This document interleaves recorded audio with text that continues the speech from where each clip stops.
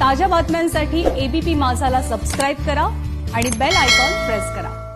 आणि आताच बैठक संपलेली आहे मुख्यमंत्र्यांसोबतची मराठा आरक्षण आणि एमपीएससी परीक्षेसंदर्भातली आपण त्याबद्दलची दृश्य पाहतोय आणि विनायक मेंढे बोलतायत।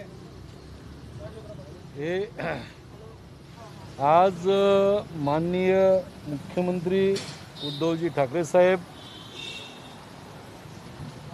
उपमुख्यमंत्री माननीय अजितदादा पवार,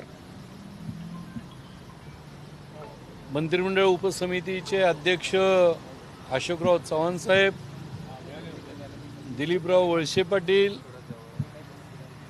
अनिलजी परब, वडट्टीवारजी, ॲडव्होकेट थोरात साहेब आणि सर्व ज्यांचे विषय होते मराठा समाजाच्या आरक्षणाचे आणि यांचे, त्या सगळ्याचे सचिव, प्रधान सचिव असे सगळे मंडळी त्या ठिकाणी उपस्थित होते। आमच्या शिष्टमंडळाच्या सोबत जवळपास 1.5-2 तास चर्चा माननीय मुख्यमंत्र्यांनी आणि या सगळ्या मंडळींनी केली। जवळपास आम्ही 20 मुद्द्यावर पॉईंट टू पॉईंट ही चर्चा झालेली आहे। या चर्चेतला पहिलाच मुद्दा आमचा परवाच्या दिवशी म्हणजे 11 ऑक्टोबरला जो एमपीएससी महाराष्ट्र राज्य लोकसेवा आयोग याची जी परीक्षा आहे ती पुढे ढकलावी आणि त्याची वयोमर्यादा काही पुढे ढकलण्यामध्ये जर काही कॅन्डिडेटची वयोमर्यादा जर संपत असेल तर तेवढी 1 वर्ष वयोमर्यादा वाढवावी, या मुद्दा पहिला आमचा होता। त्याच्यावर खूप जवळपास अर्धा तास आमची चर्चा त्याच्यावर झाली। वेगवेगळ्या पद्धतीची टेक्निकल सरकारच्या वतीनं सांगण्यात आलं, परंतु आम्ही त्याच्यामध्ये हे स्पष्टपणे सुधारण त्यांना सांगितलं की या कोविडच्यामुळं आणि मराठा आरक्षणाच्या वर स्थगिती आल्यामुळं ज्या मराठा समाजाने SCBC मधून ज्यांनी अर्ज दाखल केलेले त्यांचं भवितव्य आता काय, त्यांचं भवितव्य जोपर्यंत निश्चित आपण करत नाही, शासन त्यांना कोणत्या कॅटेगरीमध्ये आहात हे तुम्ही जोपर्यंत जाहीर करत नाहीत आणि तोपर्यंत या परीक्षा पुढे ढकलण्यात याव्यात असं स्पष्टपणानं आम्ही सांगितलं त्यांना। त्याच्यावर बरेचसे त्यांनी काही मुद्दे मांडले गेले। त्या मुद्द्यावर शेवटी आमचं बऱ्यापैकी त्यांना म्हणणं पटलेलं आहे आणि मला असं वाटतं की आम्हाला जे चित्र दिसलेलं आहे त्याच्यामध्ये सरकार ही परीक्षा पुढे ढकलण्याच्या बद्दल जवळपास सकारात्मक झालेलं आहे। यामध्ये आता सध्या आणखी एका शिष्टमंडळांच्या सोबत त्यांची चर्चा सुरू आहे। त्यानंतर आम्ही आणखीन त्याच्यामध्ये CM साहेबांच्या बरोबर थोडंसं बसणार आहेत आणि फायनल निर्णय हे ते देतील। परंतु आम्हाला जे चर्चेमधून जे झालेलं आहे ते सकारात्मक हे पुढे ढकलण्यामध्ये सरकार आहे असं आमचं स्पष्टपणे मत। अंतिम निर्णय आजच घ्यावा लागेल, कारण उद्या 8 तारीख 9-10 म्हणजे 8 तारीख आहे आज, 9 आणि 10 दोनच दिवस आहे। त्यामुळे मुलांना निघायला 10 तारखेला त्यांच्या सेंटरवर 10 तारखेलाच निघावं लागेल आणि पोहोचावं लागेल, त्याच्याशिवाय ते करू शकत नाही। त्यामुळे आजच तो अंतिम निर्णय हा घ्यावा लागेल। त्या दृष्टीनं परत आपली प्रेस झाल्याच्या नंतर आम्ही बसणार आहेत आणि मग अंतिम निर्णय 100% होईल, परंतु शासन याच्यामध्ये सकारात्मकता आम्हाला दिसलेली आहे। दुसरं EWSचा आणि बाकीचा जो मुद्दा आहे, आज SCBCचा आम्हाला रिझर्वेशनवर अंतरिम स्थगिती आलेली आहे, मग EWS सुद्धा नाही, SCBC सुद्धा नाही, मग शासनानंच जी उद्याच्या सगळी भरती असेल किंवा सगळ्या प्रकारचे जे काही नोकरीचं याच्यामध्ये येतील किंवा एज्युकेशनचं येईल त्याच्यामध्ये मराठा समाजाच्या विद्यार्थ्यांनी आणि तरुणांनी नोकरीमध्ये आणि शिक्षणामध्ये कुठे त्यांनी ॲडमिशन घ्यायचं किंवा कोणत्या कॅटेगरीमधून फॉर्म भरायचे हे शासनानं पहिलं स्पष्ट करणं अत्यंत आवश्यक आहे। त्याच्याबद्दलची स्पष्टता तुम्ही केली गेली पाहिजे असं आमचं स्पष्टपणे मत आहे। त्यांच्यावरही त्यांनी स्पष्ट सांगितलेलं आहे की आताचं हे बैठक झाल्याच्या नंतर आम्ही त्याच्याबद्दल एक वाक्यता करण्याचा प्रयत्न करू. आमचा GR सुद्धा त्याच्याबद्दलचं तयार आहेत. फक्त ते कसं करायचं, काय करायचं, सगळ्यांच्या विचार विनिमयानं त्याच्याबद्दलचा निर्णय हा घेतला जाईल. सगळ्यात महत्त्वाचे आणखीन दुसरा जो एक महत्त्वाचे 2-3 विषय आहेत की 14 मध्ये ESBCच्या बद्दल 4-5 हजार लोकांनी जे जुलै ते नोव्हेंबरच्या मध्ये ज्यांनी इंटरव्ह्यू दिली होती, परीक्षा दिली होती, सिलेक्शन झालं होतं पण जॉईन झाले नव्हते, ज्यांनी 40 दिवस आझाद मैदानामध्ये उपोषण केलेलं होतं, त्याबद्दलचा एक विषय होता. त्यांना सरकारनं जॉईन करण्याचं पत्र दिलं पाहिजे, आदेश काढले पाहिजेत.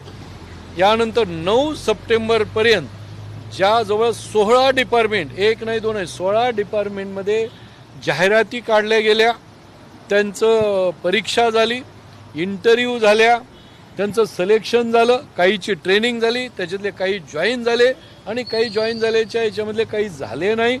असे 16 डिपार्टमेंटचे मग MMRD असेल, महावितरण असेल, महाजनको असेल, महानिर्मिती असेल, याचबरोबर BMC असेल, विक्रीकर असेल, अशा 16 डिपार्टमेंटमध्ये हजारो मुलामुलींचा हा प्रश्न आहे. त्या संदर्भात 9 तारखेच्या अगोदर ज्यांचं सिलेक्शन यामध्ये अडकलेलं आहे, जॉईनिंगचं फक्त जॉईन करून घे, याबद्दल शासनाने 1 महिन्याच्या झालं तरी काही निर्णय झालेला नाही. तशाच पद्धतीचं मुलांचं शैक्षणिक ॲडमिशनसुद्धा आहे. तर या संदर्भामध्ये 1 महिन्यामध्ये कोणतंही केलं तर आम्ही मागणी केलेली आहे की तुम्ही कोर्टाकडून एक तर शासनानं ताबडतोब यांना जॉईनिंग करण्याचे आदेश काढावेत, ते नसेल होतं तुम्ही कोर्टानं तुम्ही ही मागवावं, त्यांची गाईडलाईन मारून यांना द्यावं. तर त्यांनी हे दोन्ही पर्याय हे आम्ही पडताळून लगेच पाहतो आणि दोन्ही कोर्टाचं मार्गदर्शन मागवण्यानं हा लवकर प्रश्न सुटत असेल तर ते करू, नाही तर मग आम्ही आदेश द्यायचं की कसं, त्या संदर्भात सुद्धा निर्णय घेऊ. पण लवकरच आम्ही याच्याबद्दलचा निर्णय घेऊन यांना न्याय देण्याचं काम आम्ही 100% करू एवढं. हां, आणि याच्यामध्ये आणखीनच एक फक्त मुद्दा मी आपल्याला सांगतो, बाकीचे सगळे मुद्दे मी आपल्याला सांगत नाही. यामध्ये शेवटचा एक आणखीन मुद्दा असा आहे 2 की राज्य शासनानं 102ची घटना दुरुस्ती झालेली आहे. या 102च्या घटना दुरुस्तीच्या मुळे या शासनानं मंत्रिमंडळाचा निर्णय घेऊन राज्यपालाच्या मार्फत राष्ट्रपतीकडे घटना दुरुस्तीच्या नंतर 102च्या SCBCचा प्रवर्ग नोटिफाय करण्याचा प्रस्ताव हा राष्ट्रपतीकडे पाठवणं अत्यंत आवश्यक आहे आणि तो लवकरात लवकर त्यांनी करावा. त्याच्याबद्दल सुद्धा त्यांनी होकारात्मक आम्हाला प्रतिसाद दिलेला आहे. ते जर झालं तर मग हा आपला SCBC नोटिफाय होऊ शकतो आणि अनेक गोष्टी आपल्याला मार्गी लागू शकतात. आणि आणखीन एक अण्णासाहेब पाटील आर्थिक मागास विकास महामंडळ, याच्यामध्ये आर्थिक मागास हा शब्द त्याच्यामध्ये आला. या शब्दामुळं आज या राज्यातल्या कोणत्याही समाजाचा माणूस त्याच्यातून कर्ज घेऊ शकतो.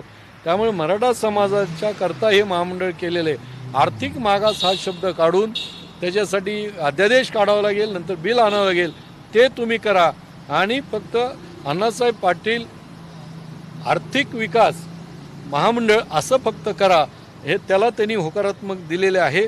अशा पद्धतीचं सुपर मेमरीचं पण तपासून पाहतो म्हणालेत. असे सगळे विषयाच्या बद्दल सखोल त्या ठिकाणी चर्चा झालेली आहे आणि म्हणून आता MPSCची परीक्षा पुढं जाईल असं चित्र आहे. तशा पद्धतीचे सकारात्मक आम्हाला दाखवली आहे. बाकी भरतीच्या बद्दल आणि शैक्षणिक प्रवेशाच्या बद्दल सुद्धा दाखवलेली आहे. आता थोड्या वेळात आणखीन आमचं बसून फायनल निर्णय होईल. पण दुर्दैवाने जर तसं काही जर झालं तर तो मराठा समाजाच्या करता फार मोठा, जर परीक्षा राहिलीच तर तो फार मोठा आघात होईल. त्यानंतर काय करायचं तो हा नंतरचा विषय आहे. मेटे साहेब, दुसरं जे शिष्टमंडळ गेलेलं आहे त्यांच्या देखील अशाच काही मागण्या आहेत. प्रश्न असा उपस्थित राहतो की दोघांच्या मागण्या एक आहेत, तर मग वेगवेगळ्या बैठका कशासाठी? तर काल आणि परवापासून जेव्हा ही बैठक म्हणजे आम्ही 3 तारखेला पुण्यामध्ये मराठा विचार मंथन बैठक आम्ही घेतलेली होती. त्या ठिकाणी 25 ठराव हे पास झालेले होते. त्या ठरावाची कॉपी माननीय मुख्यमंत्री, उपमुख्यमंत्री आणि अशोक चव्हाणजी यांच्याकडे आम्ही दिली होती आणि यावर चर्चा झाली पाहिजे अशी मागणी केली होती. त्यानुसार अशोक चव्हाण साहेबांच्या बरोबर आमची काल बैठक झाली. त्याच्यानंतर माननीय मुख्यमंत्र्यांच्या बरोबर आमचं काल 2 वेळेस बोलणं झालं, आज पण बोलणं झालं आणि त्यानुसार आपण जर कार्यक्रमामध्ये पाहिलं असेल माननीय मुख्यमंत्र्याच्या, तर त्याच्यामध्ये विनायकराव मेटे यांच्या शिष्टमंडळाच्या सोबत बैठक आहे असंच स्पष्टपणे होतं. पण नंतर काय झालं, कोणी केलं मला माहिती नाही. पण नंतर मग आणखीन काही शिष्टमंडळांना बोलवलेलं आहे, मला इथं आल्यानंतर कळालं. लढाई सुरू नाही, आहे. याच्यामध्ये श्रेयवाद किंवा मतभेद काही नाही. आणि मी हा मानणारा माणूस आहे की एकाच्या 2 काय अजून 10 शिष्टमंडळ येऊ द्या, अडचण काय देत. मागण्या जर आपल्याला व्यवस्थितपणे जर समान असतील तर नेतृत्व समान आम्हाला एकत्र जायला सुद्धा काही अडचण नव्हती. पण आम्हाला सरकारनं ते सांगितलंच नाही, तर आम्ही एकत्र जाणार. त्यांनी आम्हाला जर सांगितलं असतं किंवा आपण सगळे एकत्र करू तर मग आपण कारण आम्हाला जसं पाठीमागच्या काळामध्ये काही शिष्टमंडळ येऊन CM साहेबाला भेटलं, म्हणलं त्यांनी काही मागण्या केल्या असतील तर उर्वरित काही मागण्या ज्या होत्या ते आपण मांडू आपण, म्हणून मी वेळ मागितली होती आणि त्यांनी मला वेळ दिली होती आमच्या शिष्टमंडळाला. त्यानंतर आज परत त्यांनी आणि काही मंडळीला बोलवलं, आनंद आहे ना, काय अडचण आहे त्याला बोलवलं म्हणून. त्यामुळे मतभेद वगैरे काही नाही. काही मतभेद असं आहे की घरातली घरात हे होतच. त्यामुळे हा तर एवढा 32-35% समाज आहे. त्यामुळे ह्याच्यामध्ये असं होणारच थोडंसं मागण्याच्यामध्ये मागं पुढं. याचा अर्थ मतभेद आहेत असं कुणी काढू नये. थँक्यू.